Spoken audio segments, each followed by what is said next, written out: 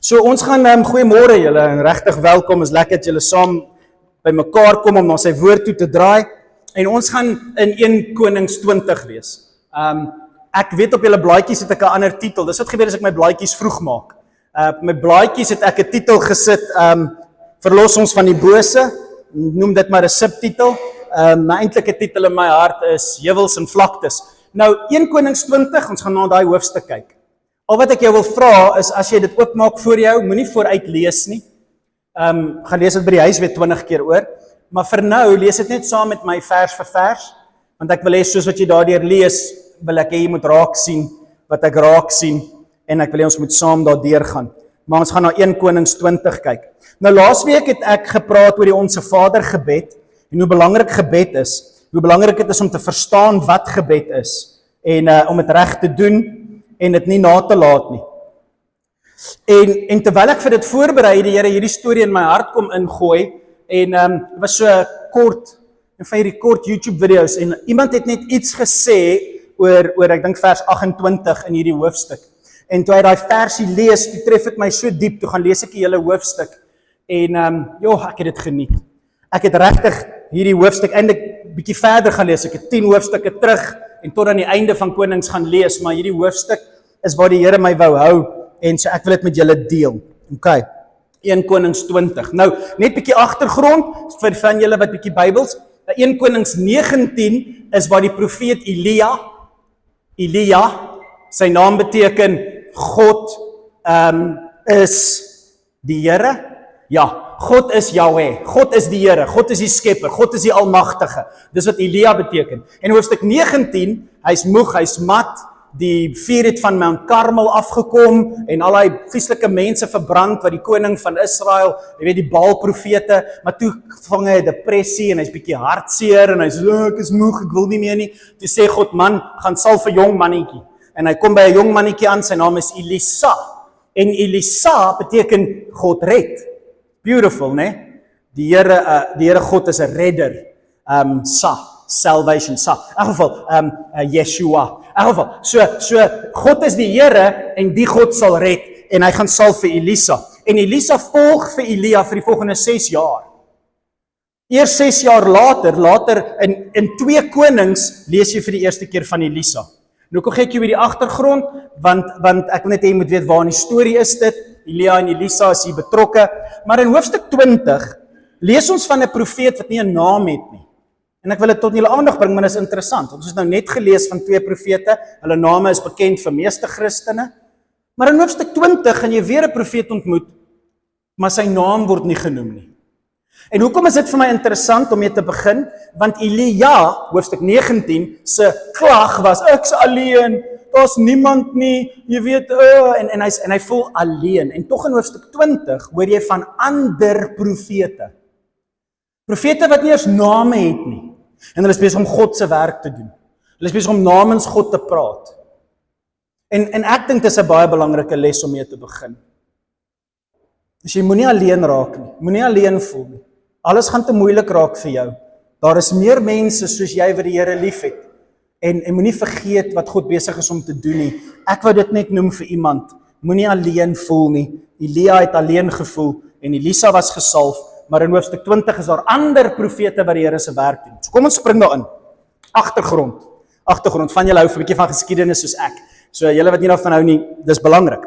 Agtergrond. Sirië, ek het 'n kaart vir julle. Ek dink ek het 'n kaart vir julle. Nou sien jy daai bruin gedeelte daarbo, dis die koninkryk van Damaskus of Aram. Damaskus, 'n baie belangrike hawe, 'n markplek waar alles wat van die ooste afkom. Dink aan die Silk Trade Route wat van China afkom. Alles wat van daai kant van Indië en China se kant afkom, kom so deur Damaskus en kom dan af deur Samaria, Jerusalem terug na Egipte toe. So Damaskus was 'n baie belangrike plek en dan was Israel, Jerusalem, baie belangrike plek. Net so dat julle 'n bietjie kan verstaan. Nou hierdie storie gaan oor die koning van Aram. Dit is Sirië vandag. Daai hele area Sirië vandag nog, né? Die koning van Sirië soek die land van Israel vir homself, want hy wil al die belasting en alles ingegaarder en hy wil Israel kom oorneem. Nou, julle moet nie mekaar raak nie, in hierdie tyd het Israel al deur sy egskeiding gegaan. Onthou Salomo met sy kinders wat die koninkryk in 2 geskeur het. Daar's 10 stamme in die noorde, hulle word Israel genoem. Daar's 2 stamme in die suide, hulle word Juda genoem. Benjamin en Juda. Juda se hoofstad is Jerusalem. Jesus kom uit die stam van Juda. En dan is die hoofstad van Israel is Samaria. Nou sal van julle die stories van Jesus ken, nê? Samaria, die vrou van die put in Samaria, en niks goed kom uit Samaria uit nie, en die Samaritane aanbid 'n ander god, en Jesus se gelykenis van jou naaste was 'n Samaritaan. Die Jode, Juda, het nie van die Samaritane Israel gehou nie. Het ek jou nou genoeg die mekaar gemaak. Die ware Israeliete in die suide, Juda, het nie van die valse Israeliete in Samaria Israel gehou nie. As dit jou nie die mekaar maak nie, weet ek nie wat sal nie. Ok, maar dis die storie, dis waar ons hom optel, en die hele storie gaan oor die noordelike koninkryk van Israel. Elia en hierdie profete was die profete wat vir Israel, die boonste stamme sê, julle maak droog, God gaan julle uitwis, en hy het al 10 stamme. Hy sê, God gaan julle uitwis. Nou tel ons die storie op in hoofstuk 20, en Israel het een van die wreedste, aakligste konings wat jy aan kan dink, want onthou hulle almal is korrup, dis die noorde, dis nie die suide nie. En hierdie koning sy naam is Agab. Klink dit nie weer soos 'n pirate nie? King Ahab. Hey, ho. Ek klink vir my soos 'n pirate. Ek's jammer, maar sy naam pas hom perfek. Hy's hierdie vieslike vloekende pirate wat net wil doodmaak en steel en plunder, en sy naam is koning waar's ek? Koning Agab. Hy's getroud met 'n baie bekende vrou. Van julle mans wat daarvan hou om die slegste vrou in die Bybel was hierdie man se vrou. Die slegste vrou in die Bybel is hierdie man se vrou. Daar is studies gedoen oor die gees van Jezebel. Pas op dat die gees van Jezebel in jou kerk kom. En dan is gewoonlik wanneer hulle praat oor 'n vrou se swakheid, want mans het ook swakheid, maar mans hou daarvan om vrouens te fokus. So Jezebel was Agab se vrou, en sy was die dogter van die hoëpriester van Baal, ja, die Baal profete, wat bloed drink en kinders offer en kinders in potte gooi en kook, ja, daai Baal. Koning van Israel se vrou was die dogter van die hoofpriester van Baal.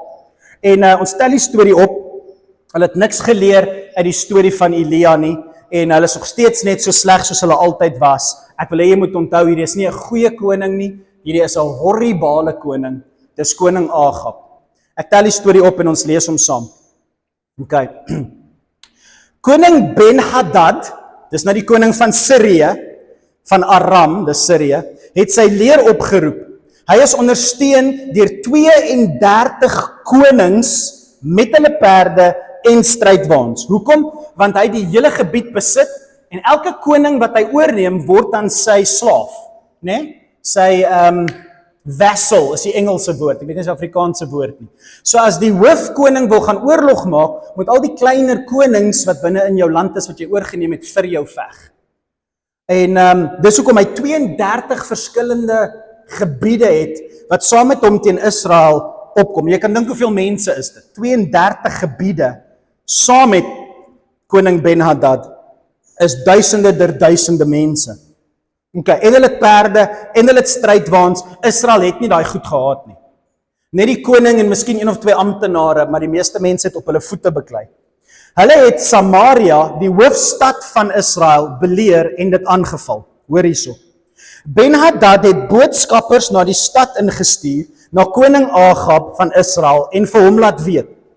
Ben-Hadad sê, jou silwer en goud behoort aan my, en ook die mooiste van jou vroue en jou kinders. Is nie interessant nie, hy soek net die mooi vrouens. Ek gaan nou niemand kyk nie, voel van julle veilig? Voel van julle nie veilig nie. Okay. Hy gaan net die mooi vrouens vat, ek kyk na niemand nie. Kom ons kyk soontoe. Okay, so, dis interessant dat dit in die Bybel geskryf is, ek kyk soontoe, want is veilig. Is dit net, ek wil die mooiste vrouens hê. Hierdie is bar, die Bybel vir jou wys hoe bar, boos en sonder God hierdie situasie is. Ek soek jou mooiste, ek soek jou goud, jou mooiste vrouens en jou kinders. Hoor wat antwoord Agab. Dis goed so, my Heer. Wat gaan ek doen teen jou? Dis reg. Vat my mooiste vrouens, vat my kinders, vat van my geld. Dis oké. Dis goed so, my Heer, antwoord Agab terug. Ek en alles wat ek besit, behoort aan U. Ben-Hadad se boodskappers het weer by Agab gekom en gesê, let op wat hier aangaan. Ben-Hadad het toe laat weet, ek het reeds geëis dat jou silwer en jou goud, jou vroue en jou kinders vir my moet gegee word. Maar môre, omtrent hierdie tyd, stuur ek my amptenare om jou paleis, jou wonings van jou onderdane te ondersoek. Hulle sal alles vat wat jy as waardevol beskou. So, hierdie koning van Sirië sê, ek gaan in jou land ingaan en ek gaan deur jou mooiste vrouens in jou land soek en deur die sterkste kinders. Dink aan die ballingskap wat Daniel deur is. Dis wat hulle gedoen het. Hy sê, ek gaan jou sterkste seuns en jou mooiste vrouens vat en die mooiste goud plunder. En die koning Agab soos, ja, okay, wel, wat kan ons doen? Dis wat gebeur. Toe sê konings van die Sirië, maar ek gaan na jou huis toe kom. Ek gaan in jou woning instap. En ek gaan jou goed kom vat, wat vir jou belangrik is. Hoor wat antwoord Agab, toe hierdie koning sê, ek gaan vat wat vir jou belangrik is. So dis nie sy vrouens nie, dis nie sy kinders nie, dis nie die oorskot goud wat hy het nie. Daar's iets anders wat vir Agab belangrik is. En hoor wat sê Agab. Die koning van Israel roep toe al die leiers by mekaar en sê, let op hierdie man, kyk, hy soek moeilikheid met ons. Ek het reeds ingestem om my vrouens en my kinders en my silwer en goud vir hom te gee. Die leiers het gesê, ons dink nie jy moet luister nie. Vers 9, Agab sê toe vir Ben-Hadad, sê vir my Heer die koning, ek sal vir u alles gee waarvoor u die eerste keer gevra het.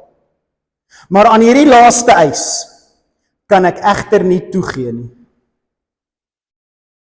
My eerste punt wat ek vir jou wil maak is, die vyand in jou wêreld gaan jou altyd, hy gaan altyd meer vat as wat hy vra. Jou vyand wil meer hê as wat hy sê. Okay, daar's my rymsinnetjie. Jou vyand wil altyd meer hê as wat hy sê. Skrik wakker en besef dit. Die duiwel gaan vir jou sê, julle jonges wat hier sit, net 'n klein bietjie dit, net 'n klein bietjie daai. Ag, ek soek net so hierdie. En dan gee jy meer van jouself, en meer van jouself, en meer van jouself, en voordat jy agterkom, het jy niks. Hy vat alles. Hy wil meer hê as wat hy sê. En as jy te dwaas is om dit agter te kom, skrik wakker, hierdie storie is hier vir jou. Jy wil 'n kompromie aangaan met boosheid, hy gaan meer vat as wat hy sê. Dis die eerste les. En ek hoop dis genoeg vir jou as jy huis toe gaan nou. Maar hier's les nommer 2. Hoe swak is jou prioriteite? Kyk na Agab se prioriteite en dink 'n bietjie wat joune is. Ja, jy kan van my vrouens vat. Ja, jy kan my kinders vat. Ja, my oorskot geld. Maar nie dit wat ek as waardevol beskou nie. Is sy vrouens en kinders nie waardevol nie? Jy kan nie in my huis inkom en vat wat vir my waardevol is nie. Wat's vir jou waardevol? Jy sien die vyand kan dit kom vat by jou en dat kom vat by jou, maar nie dit kom vat by jou nie. Wat's die dit in jou lewe? Nou, daar's klomp voorbeelde, maar kom ons vat 'n praktiese een wat almal altyd op hamer. 'n Man is lief vir sy vrou en lief vir sy kinders, maar hy moet geld maak. En so hy gaan werk, maar hy moet so hard werk om die goed te bekostig wat hy in sy lewe versamel, soos 'n mooi huis, 'n mooi kar, 'n motorboot, mooi vakansies, mooi klere, mooi horlosie, TV-kanale, mooi rusbanke, noem dit wat jy wil, daar's goed wat jy as waardevol ag. En jy moet so hard werk om vir die regering te gee wat hy wil hê en vir jouself te gee wat jy wil hê, dat jou familie sien jou nooit. Nooit. Jy's nooit by die huis nie. Naweke werk jy, Sondag werk jy. Jy's altyd besig. Hoekom? Want daar's goed wat vir jou meer waardevol is as jou vrou en kinders. En jou vyand kan jou kinders kom vat, hulle speel by maatjies wat rook en vloek, hulle kuier by mensies en doen goedjies wat jy nooit sal goedkeur nie. Maar jy weet nie wat in hulle lewe aangaan nie. Die vyand kan jou kinders kom vat, maar hulle gaan eet, hulle gaan na die beste universiteite toe gaan, hulle gaan die mooiste kar kry op universiteit, hulle gaan die beste hê wat jy vir hulle kan gee, hulle gaan leer om te waardeer wat jy waardeer. Maar die duiwel kan jou kind maar vat. Jou kind ken nie die Bybel nie, hy ken nie die Here nie. Ja, duiwel, vat maar my vrou en kinders, los net wat vir my belangrik is.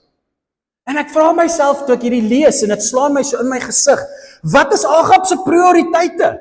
Toe die koning sê ek gaan jou vrou en kinders vat, ons sê onmiddellik gesê ek wil maak ons almal dan maar dood. Moenie my vrou en kind vat. Wat is jy mal, is jy kens? Nee, is reg, vat dit, los net wat vir my belangrik is. Oppas dat jy jouself oortuig jy's nie soos Agab nie.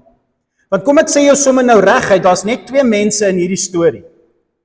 Die koning van Sirië en die koning van Israel, en jy's een van daai 2, en ons is 10 teen almal Agab. Voordat jy 'n hero soek in hierdie storie, daar is nie een nie. Ons is Agab sonder Jesus. Kom ons lees verder, want hierdie storie is hard. Hy gaan aan, hy sê, Ben-Hadad stuur toe 'n volgende boodskap, en hy sê, mag die gode onheil oor my bring, as daar nog genoeg stof is. Die koning van Sirië sê toe, ek gaan julle almal kom uitwoes. Daar gaan nie eers meer stof oor wees in jou land nie. Okay? Vers 12, dis wat ek wil lees. Vers 12. Toe die koning van Sirië, Ben-Hadad, hierdie antwoord hoor, was hy en die ander konings besig, hoor hierso, om in die tente te drink. Wat doen jou vyand? Hy raak gesuip. Hy raak van sy kop af, hy dink nie nigter nie, hy is nie wys nie, hy is dwaas, hy is gekuier. Dis die woord wat hier staan in die Bybel. Hulle drink. Hulle is vol van hulle self en bedwelm met die plesier van die lewe. Openbaring praat ook hiervan, van die vyand wat hom dronk drink. Dis baie interessant, want dit gaan oor jou nigter verstand. Hoekom is te veel alkohol verkeerd? Want jou verstand is nie nigter nie. En hoor wat sê hierdie koning, maak julle klaar en val hulle aan. Kom ons maak reg. Ek weet, dis vir my ironies dat die Bybel hierdie in, hoekom is vers 12 hier in? Want jy moet besef, jou vyand is 'n dronk. Jou vyand is dronk, ek moet nou rustig op my taal. Jou vyand sorry, is my so lekker storie hierdie, jou vyand is dronk. Hy's dronk met sy mag, hy's dronk met sy krag, en hy sê hy gaan jou aanval, want sy woorde is groot, maar vir 'n Christen wat nigter is van verstand en wysheid smag en sy denke hernuwe soos die Here sin, jou verstand is nigter, jou vyand sin is nie. En jy hoef nie bang te wees vir 'n dronk man nie, 'n dronk man kan nie reguit slaan nie. Hy kan sulke groot spiere hê, maar as 'n dronk ou voor jou staan, hoef jy eintlik nie bang te wees nie, hoor. Hy gaan lê. En God probeer vir jou sê, jou vyand is dronk. Hy het 'n groot mond, maar hy kan jou nie seermaak nie, want sy verstand is nie nigter nie. Vers 13, hier is my derde punt, vers 13. Hoor hierdie mooi vers. 'n Profeet, nie Elia nie Elisa nie, iemand anders met wie die Here werk.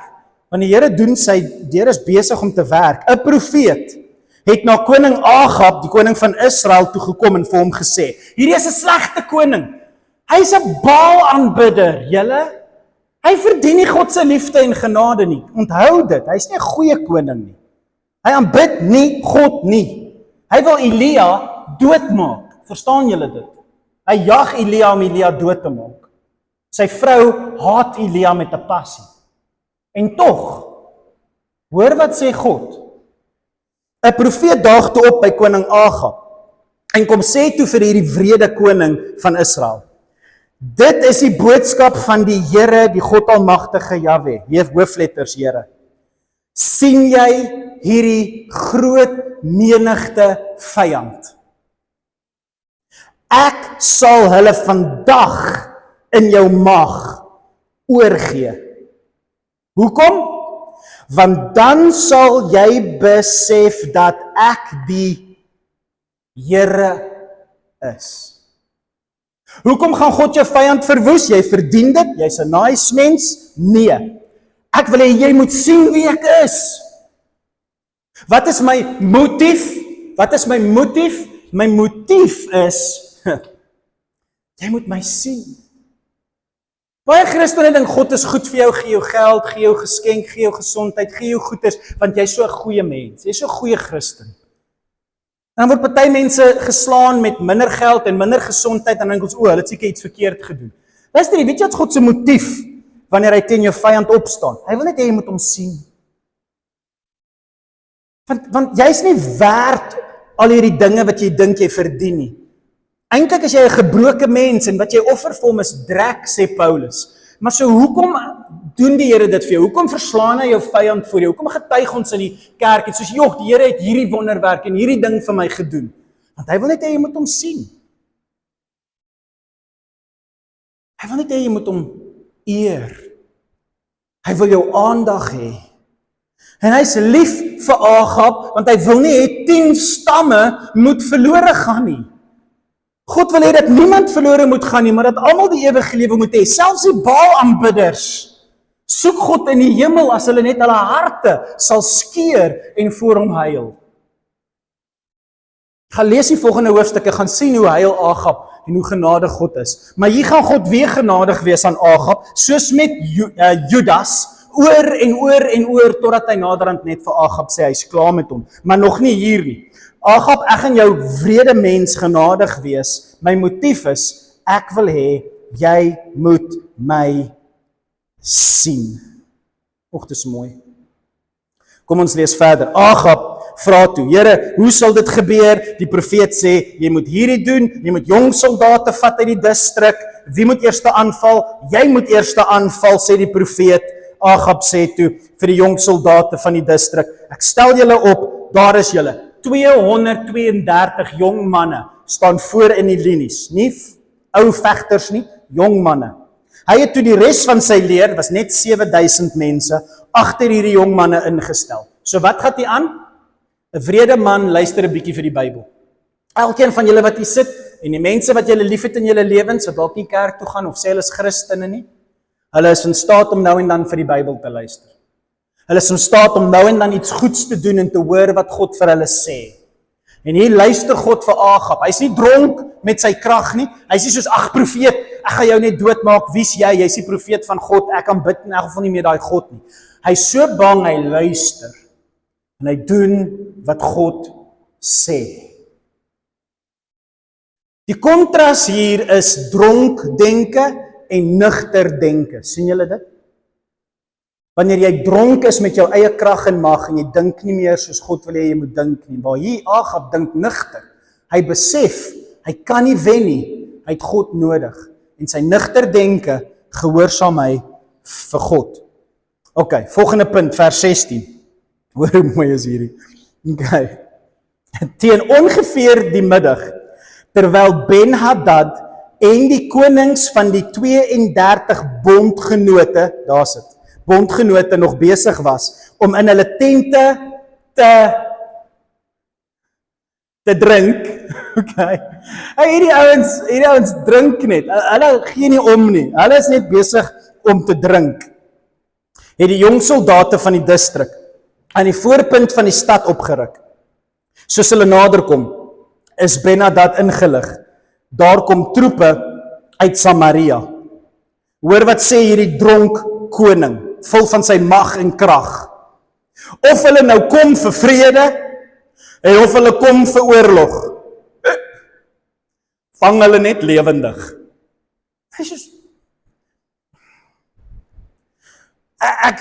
Hy's nie eens bewus van die feit dat mense op sy deur staan en klop om hom aan te val nie. Hy sê, nou, bring hulle net na my toe.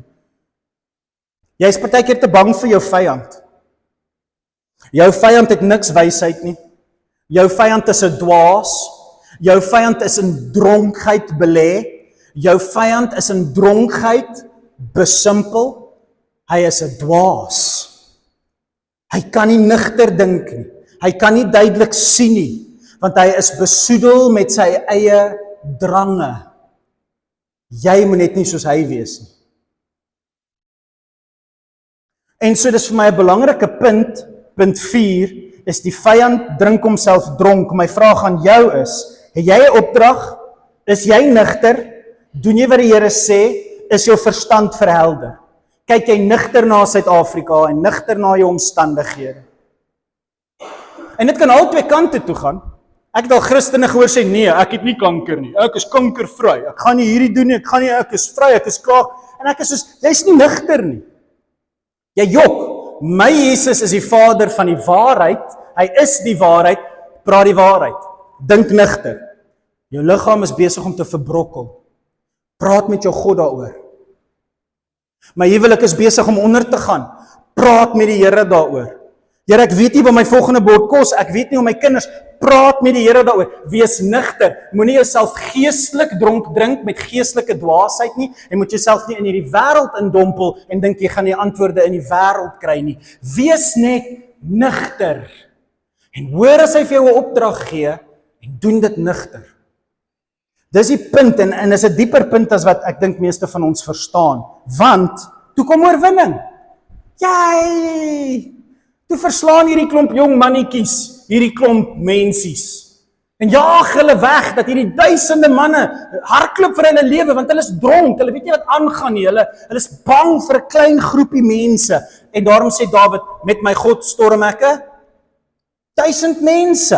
Dawid weet hierdie goed, hy sê soos, met God kan jy enige iemand aanpak, want hulle is dronk, hulle dink nie, hulle is bang. Moenie jy bang wees nie. Lang storie kort is, daar kom oorwinning. Jy, alles is great, God gee vir hulle oorwinning. Het die koning nou God se hand gesien? Het die koning nou besef hoe sterk en groot God is? Luister nou wat sê die profeet vir koning Agab, want dis wat God vir jou sê. Jy wat hier sit en jy dalk 'n oorwinning in jou lewe beleef, jy voel goed, jy voel op 'n goeie plek, jy het oorwinning. Jy het jou kind uit die huis uit gekry. Jy! Al julle mammas is so bly as julle kinders is uit die huis uit, uiteindelik. Great, jy het 'n oorwinning gekry, jou kind is heel uit matriek uit. Hoor wat sê die Bybel vir jou direk na jou oorwinning. Direk na jou oorwinning. Waar is ek? Daarso, hierso. Okay. Die Arameërs was in groot getalle afgemaai. Okay, dis die einde, dis die oorwinning, die vyand hardloop weg. Vers 22.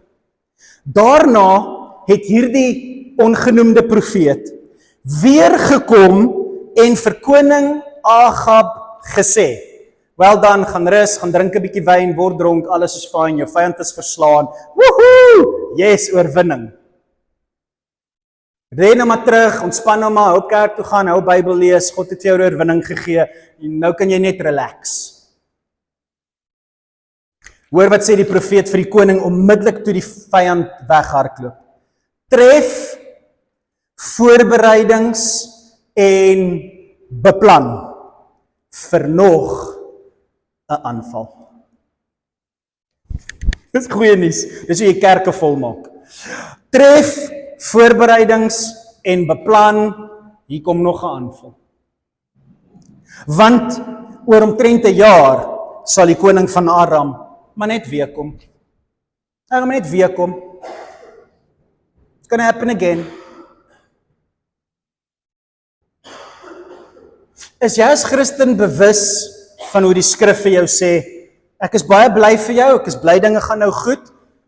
Is jy besig om voorbereidings te tref en te beplan? Lees jy nou jou Bybel in die somer, want jy weet die winter kom?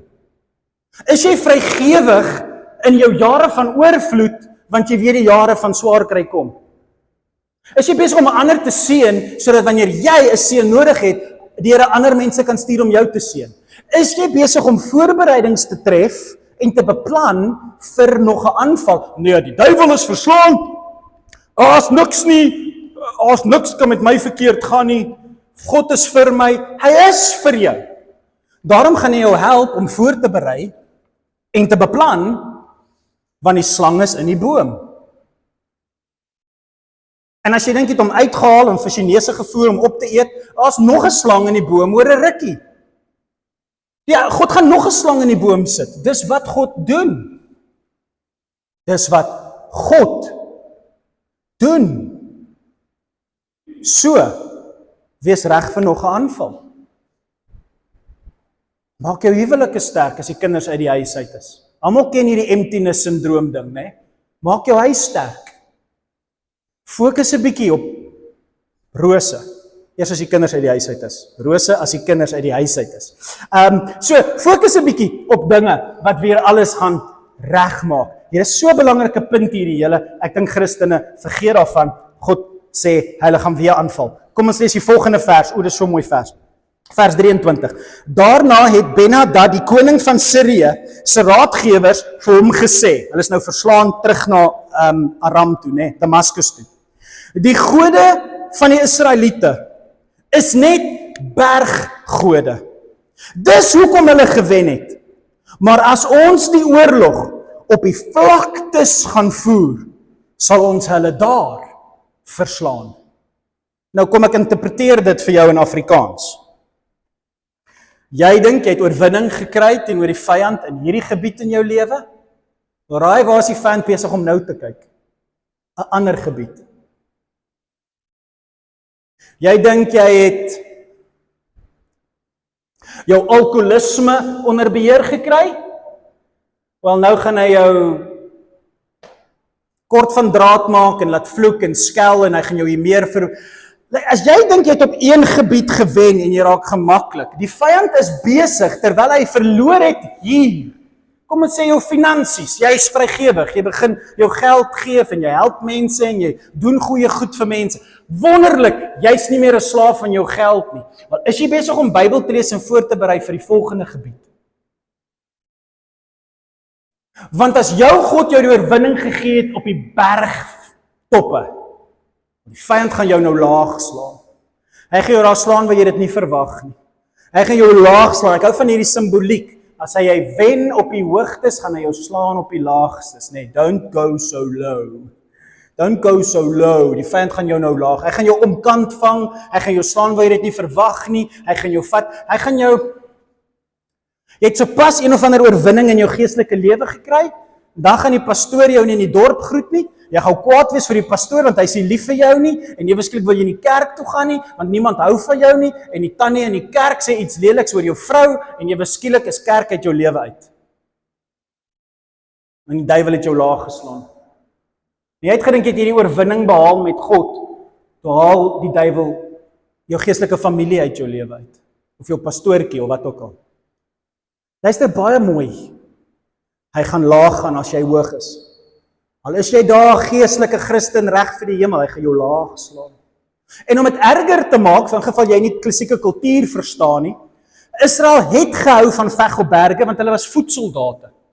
So hulle kan op berge hardloop en afhardloop, en jy kon nie strydwaans en perde in die heuwelagtige gebiede, gaan terug na my titelslide. Ek het so mooi gesoek vir 'n prentjie wat vir julle die imagery sal wys, my titelprentjie. Daai ene, ja. So Israel het Aram oorwin op die bergies daar, die heuweltoppies. Jy kan nie strydwaans en perde daar kry nie. Maar weet julle wat het Damaskus, Sirië baie van gehad? Perde en strydwaans. Israel het nie perde en strydwaans gehad nie. Nou sê God vir jou, hy gaan jou veg waar jy swak is. Berei voor. Maak reg. Jy gaan sukkel, jy dink jy kan wen in die berge, jy gaan sukkel om in die vlaktes te wen, want hy het dinge wat jy nie eers reg is om te verstaan nie. Moenie bang wees nie, maar hy gaan jou veg in die vlaktes. Asseblief dink oor wat hierdie skrif vir jou beteken, gaan mediteer daarop, kom ons lees verder. Ons moet net die volgende dinge doen en 'n paar opdragte wat die wêreld vir hierdie koning gee, want hy luister nie vir God nie, hy luister vir sy amptenare, koning van Sirië, en hy maak 'n paar reëlings. OK, kom ons lees. Vers 26, is ek reg? Ja. Die volgende jaar het die koning van Sirië die hele weermag weer opgeroep en na Israel toe getrek. Vers 27.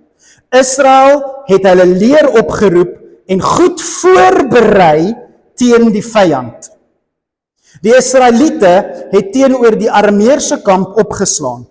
Hulle het egter soos 2 troppe bokke gelyk, in vergelyking met die groot Arameese mag, wat oor die vlaktes verspreid was. Hoor julle vers 27?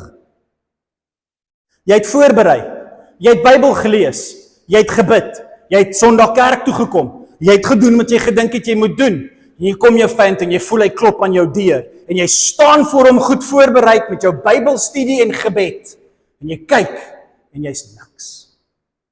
Het voel asof jy nie voorbereid is nie. Israel is soos 2 klein troppies bokke voor 'n vlakte vol mure.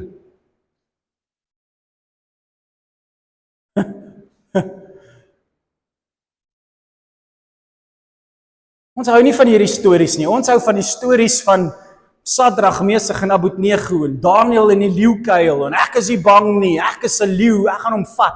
Dawid en Goliat. Die groot realiteit is hierdie storie is meer ons storie. En jy besef die vyand klop aan jou huis en jy voel so klein, al het jy 'n bietjie voorberei, jy voel net asof jy gaan verloor. Jy voel asof jy gaan verloor. En hierdie koning van Israel voel net asof hy so klein is in die vyand se oë. Punt nommer 7, dis 'n nuwe gebied en jy klein geloof, want daar's 'n massiewe groot uitdaging in jou lewe. Hier's my raad vir jou wanneer jy soos klein voel en jou vyand voel groot. Maak toe jou oë as jy bid. Jong kinders vra altyd vir my, hoekom maak ons oë toe as ons bid? Daai is die versie. Kom maak jy jou oë toe as jy bid. Dis hoekom. We walk by faith and not by sight. En die vyand lyk baie groot. Maar hulle is dronk. Maak toe jou oë as jy bid. As jy vir jou kinders bid op universiteit, as jy slegte nuus hoor oor familielede of kinders of iets, as jy dinge hoor en jy weet nie en jy voel net asof jy te klein is vir hierdie uitdaging, maak toe jou oë as jy bid, want God is met jou. Vers 28, hierdie is die groot vers wat my na hierdie hoofstuk toe gebring het. Hoor hoe mooi is hierdie vers. Hoor wat sê God vir die koning wat bang raak, want hy bid met sy oë oop.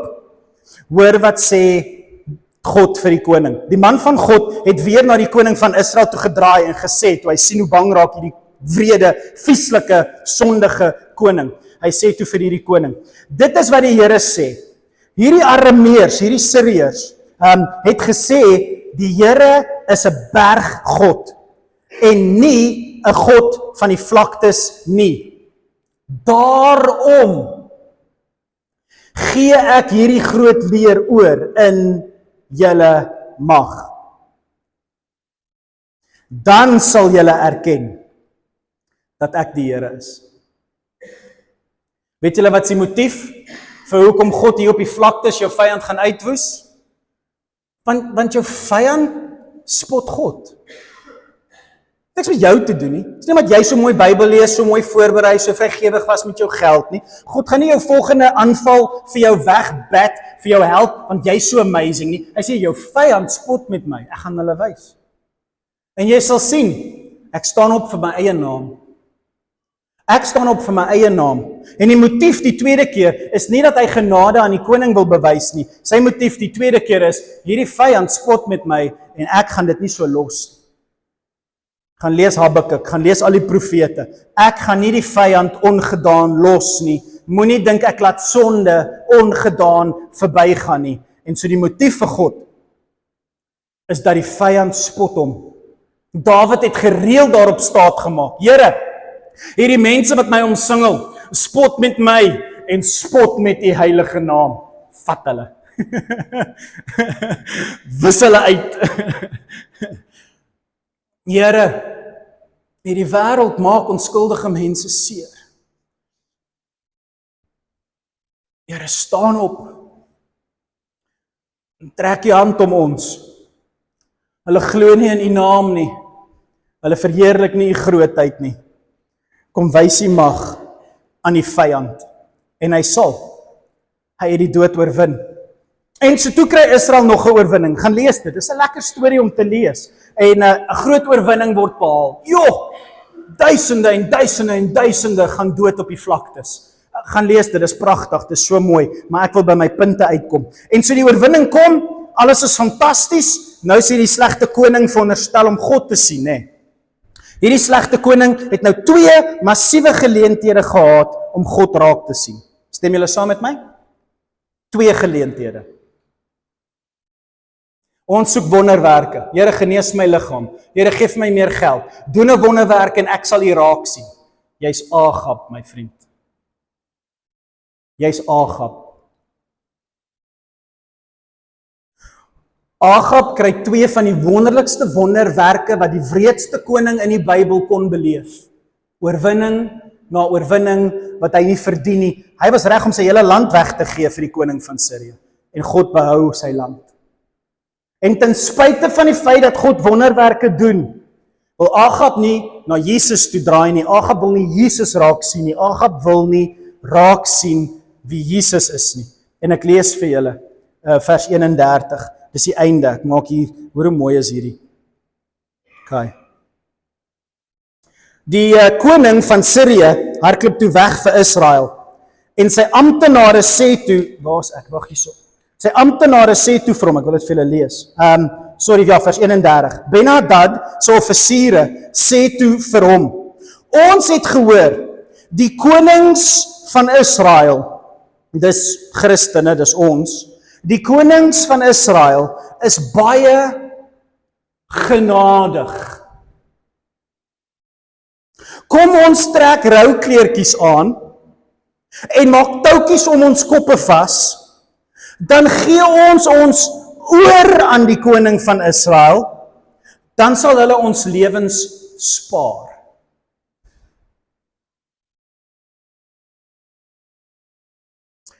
My tweede laaste punt, Christen. Daar is so iets so swak genade. God het sy genade bewys in die begin van hierdie storie. Maar jy weet nie wat dit is as jy nie dit verstaan deur sy oë nie. Pas op vir jou swak genade. Baie van ons speel met die wêreld want ons dink dit is genade. Ons dink ons is nice met mense. Ons dink ons gee om vir mense wat God besig is om te straf. God besig is om deur moeilike omstandighede te vat sodat hulle hom sal raak sien. God is besig om vir hulle 'n les te leer en ons wil net soos, "Ag, shame. Kom ons wees hulle genadig." Ons staan bekend as genadevolle mense en ons dink die wêreld is opreg as hulle na ons toe draai want ons is genadevolle mense. En hierdie storie eindig met 'n baie belangrike les wat nie 'n maklike les is nie en ek's aan die einde en julle is klaar moeg. So hierdie is 'n storie gaan veg by die huis hieroor. Maar dis in die Bybel, dis in hierdie storie.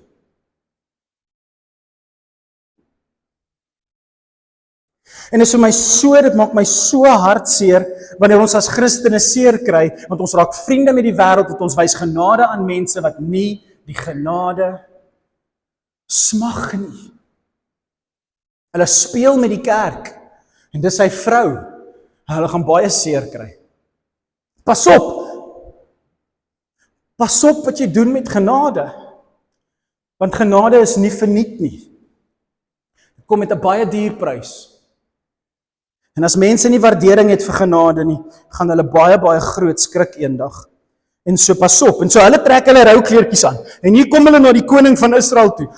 Wees ons genadig, assebliefetjies, toggetjies, hulle wil nie verander nie, hulle wil nie jammer sê nie, hulle wil net wegkom met hulle misdade. 2 tipe kriminele, een wat huil want hy's gevang, en een wat huil want hy het iets verkeerd gedoen. Al twee huil, moenie vir al twee jammer wees nie. Die koning van Israel sê, lewe jy nog? My ou broer, is jy 'n vriend van die wêreld? Die boodskappers het gou na hom toe gehardloop en gesê, ja, Ben-Hadad is u broer. Ons is mos almal een groot menslike familie. Ons almal sing mos saam Kumbaya. Ons almal dien mos een God. Maak nie saak wat jy hom noem nie, met verskillende name of wetenskap of ons almal is mos net een happy family.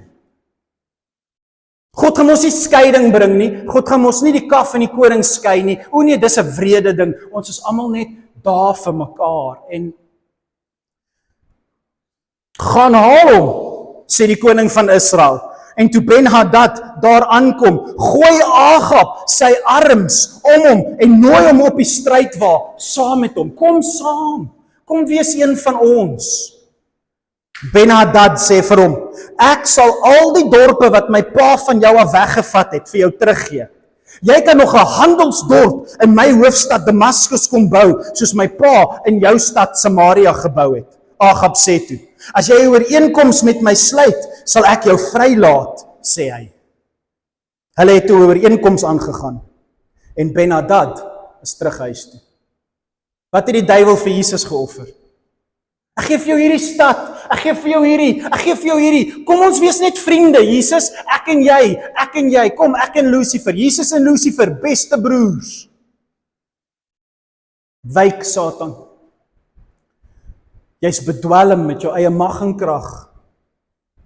Jou oë is blind en jou hart is verhard. En ons het nie dieselfde pa nie. Val op jou knieë en soek hom en jy sal hom kry. Maar jy's nie broers nie.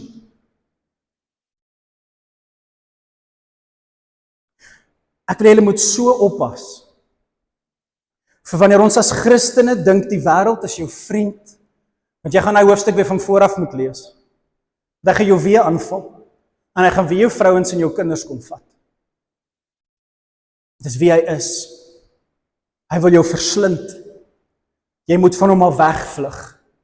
Kry distansie tussen die mense wat jou aftrek. Hulle is nie jou vriende nie. Moenie 'n vriend van die wêreld wees nie. En so al wat ek wil sê, is in die laaste vers 34, sien jy hoe God hom aanvat? Sorry Perby. Sien jy hoe God hom aanvat? Dis tyd om klaar te maak. Sien jy hoe God hom aanvat? En letterlik al wat God vir die koning van Israel sê is, jy het vriende gemaak met my vyande. Nou jy my vyand. En toe die profeet dit vir die koning sê, in plek dat die koning neerval en sê hy's jammer, stap hy weg, bedruk en kwaad. Bedruk en kwaad. Moenie jy hierdie jaar, as iemand jou korrek help en vir jou reg help en sê pas op, jy's vriende met die verkeerde mense en jy's besig om met die verkeerde goed te speel. Pas op, hier's 'n profeet vir jou. Lees jou Bybel, word nigter in jou verstand. Wanneer God na jou toe kom, wanneer jy droog maak en jou reg help en sê wat jy doen maak my kwaad. Moenie bedruk en kwaad wegstap nie. Val op jou knieë en sê jy's jammer. Want is die enigste manier. Is die enigste manier dat jy nie meer Agab gaan word nie.